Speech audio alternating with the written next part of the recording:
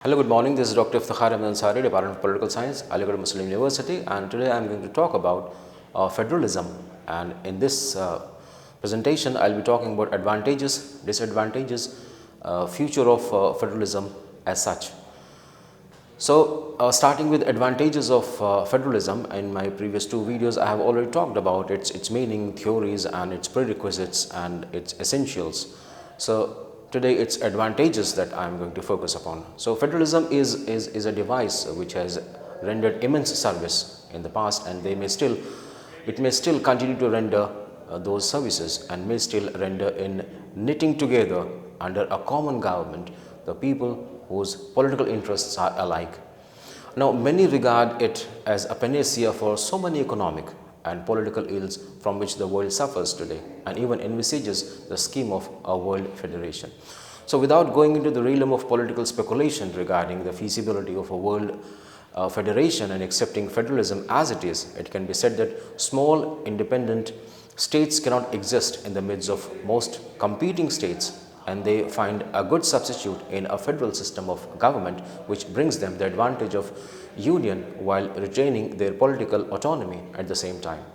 So, federalism offers a new hope to small national entities claiming the right of self-determination while acquiring local autonomy.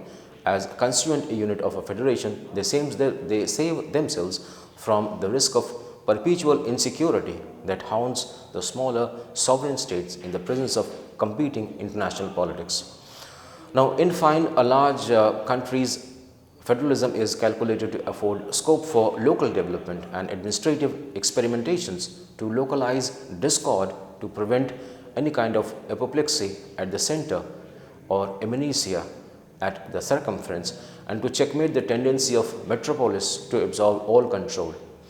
Now, federalism saves national legislatures from being overweighed and overwhelmed with business as it is distributed between the two, but the autonomy of the constituent units must now be of a somewhat different order from that which political theory and American experience have familiarized us with. Now, first advantage, that is of smaller states which are coming to unite with the larger, and in the process also maintaining their autonomy, we come to the next advantage, and that is the unity in diversity. So, federalism as a principle is a combination of unity and diversity. Now, such a need exists particularly in countries with a large territorial expansion or deep-seated racial, cultural, regional or linguistic differences. For the solution of such problems, a federal government is probably the only suitable answer and possible answer to harmonize local autonomy with national unity, and thereby provides an equilibrium between the centripetal and centrifugal forces. So, the central government is assigned functions which are of national importance and general concerns, whereas the problem of local interests that differ in different societies of the country are left to the people of those areas for solution. In this way, a federal government presents a happy blending of centralization and decentralization. Then, such a system prevents despotism. A federal government prevents the rise of a single despotism. Now, checks and growths of bureaucratic authority and conserves the political liberty of the people. Abuse of power by the central authority is more easily checked by a vigorous federalism than by any other form of government. Now, federalism observes bribery, allows experiments in local legislation and administration that might be dangerous if applied to the entire country. So, territorial division of functions also relies congestion of legislative and administrative work at the center. It adds to the efficiency of administration as well, because the division of power is related to the actual needs of the people. Then, political education is another advantage which it fosters, that is the federal government. It affords excellent school for political education as they are founded on democratic principles of free education.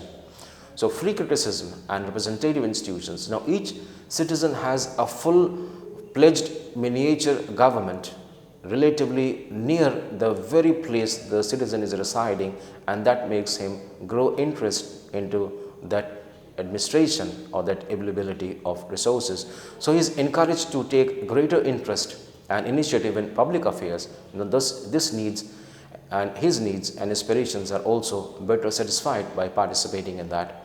Now, with those advantages comes certain drawbacks as well, and the very first is that of it gives rise to the conflict and conflict of interest. So, constitution framing body of the legal government, they has to bear the burden not only of providing two sets of government, but also of determining the manner in which the total government power shall be distributed among them.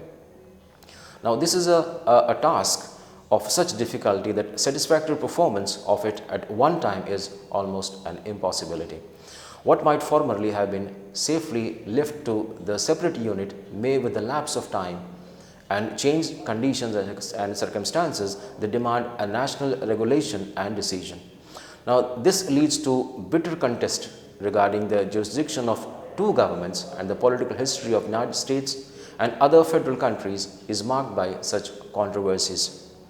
The proper adjustment of central to local government thus becomes, say, a constant source of difficulty, and the danger of rebellion and the formation of sectional factions is always present. Now, this system leads to a delay in emergency kind of situation. The prerequisite of federal government is the supremacy of constitution, now which implies a written and rigid constitution. Now, supremacy of constitution means that the terms of the agreement which establish the central and regional governments and which distribute powers between them must be binding upon them. And if any change is to be desired to be brought about, it must be made by amending the constitution as prescribed by law and not by the unilateral action of any of the two sets of government.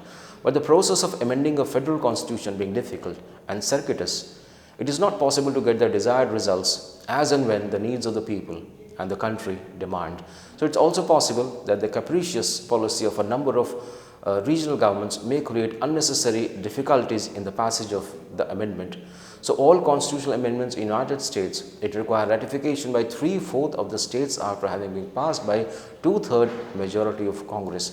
Now, there is no prescribed time limit for ratification unless specifically determined by a resolution of Congress. Now, in the absence of such a prescription, it makes an issue a plaything of the states, and indefinite delay takes away the purpose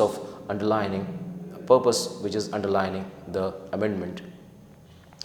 Now, another defect is that of lack of uniformity which can be experienced. The powers in the federation are divided, and the organs of governments, instead of being part of one highly integrated piece of administrative machinery, and these are the parts of many different administrative systems as there are federating units. So, being coordinated in status, a union and uniform policy for the common good cannot be secured by the voluntary agreement among the units to cooperate.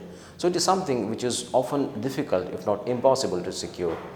The particular interest of all the component units of a federation are not always identical, and each unit is likely to pursue a policy which seems to be conducive to its own interest than those of the state as a whole.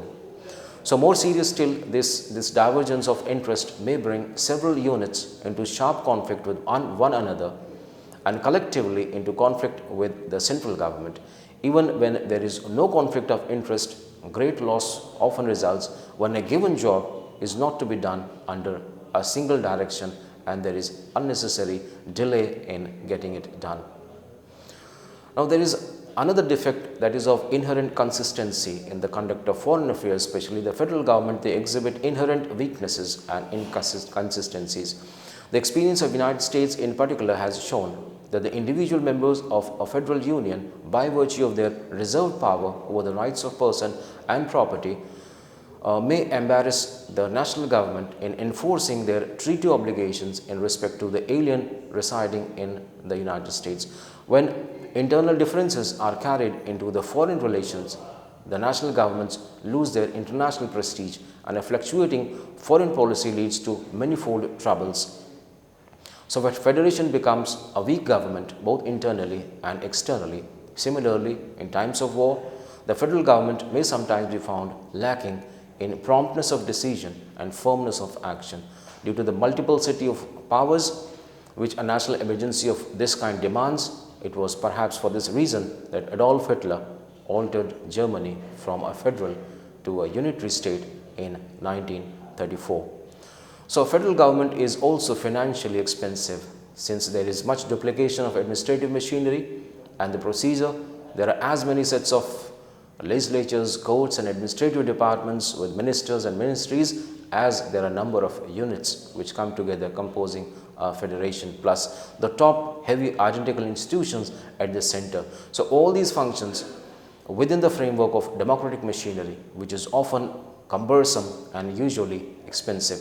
Moreover, mechanics of federalism are wasteful of time and energy in that it much depends on negotiation both at political and administrative levels to secure uniformity of laws and proper administrative compliances.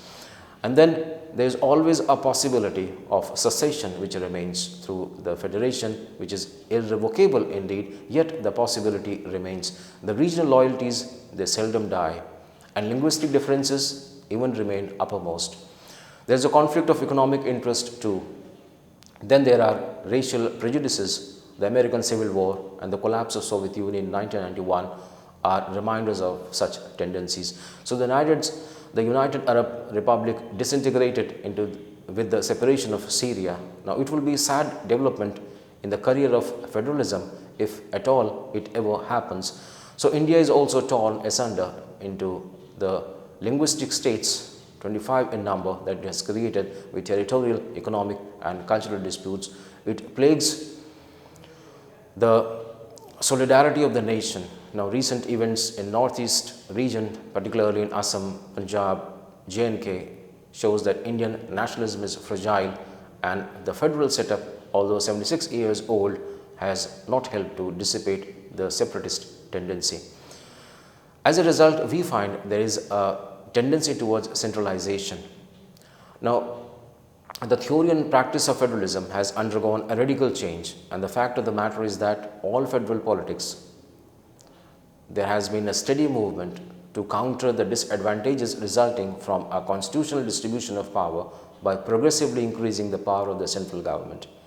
In the United States, it has been accomplished partially by the constitutional amendments, but chiefly by giving the clause of the Constitution definite powers of the Constitution, defining the powers of the central government, a broadness of interpretation that certainly was not in the contemplation of the framers of the Constitution. The doctrine of implied power, inherent powers and of sanctity of contracts and many other decisions of Supreme Court stands foremost in extending the influence and control of the national government over functions which formerly were considered to be within state jurisdiction. Likewise, in Australia, a centralizing process has been sanctioned by the High Court. The Australian state, says A.K. Hancock, have learned in bitterness that it is not always the residual legatees who comes off best under a will. Sometimes the specific legatee takes the hulk of the state and leaving him nothing but debt. So the centralization tendency is one that is going to solve the matter of residual power, not going to the states but remaining with the center for legislation. In the United States, we find there almost everywhere that the federal states are becoming more closer and centralizing tendencies are dominating. So much of this is due to the generous use of the device of conditional grants in aid, especially in America. A committee of Council of State Governments appointed in the United States defined the federal grant in aid as payment made by the national governments to the state and local governments. Now, subject to certain conditions for the support of activities administered by the states and their political subdivisions. Now, as these grants are conditional, it's a matter of common experience that one who gives money must see the fulfillment of these conditions. So, the conditions that the central government imposes are in respect of the principles and the purpose of service in question, and the structures and the procedures of administration, and the recruitment and management of personnel, then furnishing of reports and submission of inspection.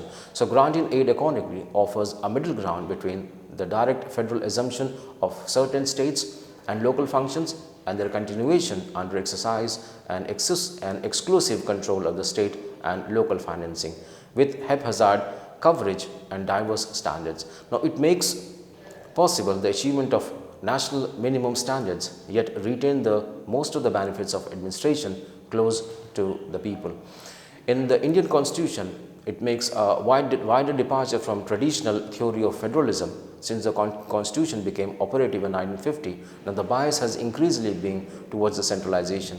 Every ministry of the Union government has from time to time given expression to these feelings, decrying the tendency towards the increasing concentration of power, authority and functions. The charge of over-centralization makes inroads on state authority is the logical consequence of single-party government both at the center and the state for an uninterrupted periods of several years, and the importance that national and economic development has assumed from the formation of the Planning Commission in 1950 onwards and now in the form of Niti Aayog from 2014 onwards. So the undefined position of Planning Commission as an extra constitutional body is wide, and the terms is gradually leading to further growth into a kind of an economic cabinet, not merely for the Union but also for all of the federal countries are moving towards a unified economic and social system of extensive control within its whole territory. Now, in this regard of centralization, we find the people's attitude is also contributing much. Now, the great centralization factor has been in contrast to the attitude of people towards the central government and the governments of the state in former times than in our times. At the time of the makers of the Federation of United States, Switzerland and Canada, there were differences of nationality, but as the time went on, a common nationality came to impose itself upon the differences. So the citizens of these federal states came to feel that their primary interests and the allegiance was in and to the nation as a whole rather than to their particular states. So thus there is not only the constantly increasing tendency to look at the central government for action in meeting their problems as they arise, but the growing conviction that only by the action of central government can their problem be satisfactorily solved. Now, with that, if you look at the future of federalism, the result is quite obvious. There is one general tendency in all federal governments, and that is to concede that the central governments have increased in importance and strength at the expense of the regional governments. Now, some students of federalism have concluded from this that the tendency that federal government represents that but an intermediary stage in the political development of modern state. So the critics of federalism further assert that integrated economic planning and the true federalism are incompatible. A planned economy is national in character and it's an expression of unity, while federalism is based on division, diversity and limited powers. So Weers does not accept the point of view that federal government is really no more than a stage towards a unitary government. He admits that war and economic depression are the enemies of federal government, and that if they occur frequently, they will almost certainly turn federal governments into unitary governments. So far as the growth of social services is concerned, he says that they too will tend towards the same end. But he also says that the growth in the power of the central governments is only one tendency. The other tendency, at the least, it must be noticed, is it has not been the general government alone which has grown in strength. The regional governments have also expanded. In all the federations, the regions now perform functions which at the establishment of federation they performed neither or nothing at all, and or to a much lesser degree than now. Now, Weers, he concludes saying that the prospect of federal government is not so short as is suggested by those who concentrate entirely on the tendency of the central government to increase the expanse of the region. Several governments, especially the federal ones, is still desired by some regions in all the federation. There is no conclusive evidence that federal government is to be no more than a stage in the process of unification of the central government. Now, there is a case for a new federalism. The traditional theory of federalism stands modified today to fit into the needs of demands of the present conditions, and the emerging concept is cooperative federalism. Now, it is argued that no society, much less a developing society, can afford the luxury of a rigid division of powers which are impossible in the social and economic conditions of the present century. So, in the contemporary world marked by the industrial technology and the information revolution as a foundation for effective power, uniformities on a broad geographical scale are necessary to increase the viability of the modern techniques for production and distribution. The smaller units of government, they lack requisite power, geographical span of control, and knowledge of resources to cope with inescapable issues relating to economic stability and development, and are unable to assume satisfaction of basic needs and broadening of wants, not to be neglected in the age of the common man. Moreover, the world today is as much scared of depression as it is scared of war, and this aspect of problem emphasizes the recognition of the need for reconciliation of power in a new balance, not excluding the strong local organs of the government, and that can only come about by having cooperative federalism.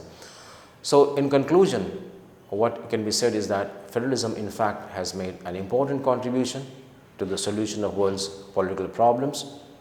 First, by reconciling the claims of local autonomy with those of the national unity. So, federalism has paved the way for the adjustment of interstate disputes, and even a great admirer of unitary government, W.F. Willoughby, he admits that we should not close our eyes to the immense service which the development of idea of multiple government has rendered in the past and may still render in knitting together under a common government peoples whose political interests are largely identical, but which for sentimental reasons are unwilling wholly to surrender their political autonomy. So, federal government, as Weers says, does not stand for multiplicity alone, it stands for multiplicity in unity. It can provide unity where unity is needed. It can ensure also that there is a variety and independence in matters where unity and uniformity is not essential. So, this exercise in self-governments, he further says, is sufficient and sufficiently valuable to be worth the cost it entails, and federalism marches towards the triumph. So, with that, I come to the end of my presentation for today, in which I talked about advantages, disadvantages, the future of federalism, and finally the conclusion about the federalism and its structure. Thank you.